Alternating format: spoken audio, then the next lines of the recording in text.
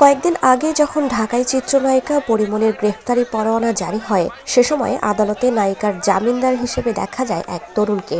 এরপর থেকেই নায়িকা পরিমণির সঙ্গে নিয়মিতই দেখা যায় ওই তরুণকে। প্রশ্ন উঠেছে পরিমণির সঙ্গে থাকা সেই তরুণের পরিচয় নিয়ে। জানা যায় পেশায় সঙ্গীত শিল্পী সেই তরুণ, নাম শেখ সাদি। পরিমণির জমিনদার হয়ে আলোচনায় আসেন তিনি। শুধুই কি তাই, নিয়মিত পরির সঙ্গে সাদির দেখা মেলায় তাদের নিয়ে উঠেছে প্রেমের গুঞ্জন, যদিও এসব অস্বীকার করেছেন দুজনেই।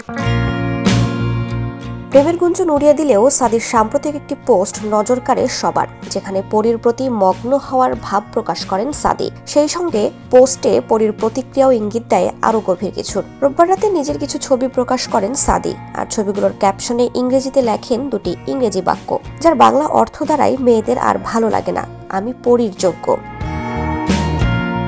সাদির এমন ফেসবুক পোস্টে ঢালিউড চিত্রনায়িকা পরিমণিও সাড়া দেন। দরজার আড়াল থেকে উকি দেয়া এক স্টিকার কমেন্ট দিয়ে পরি লেখেন ও।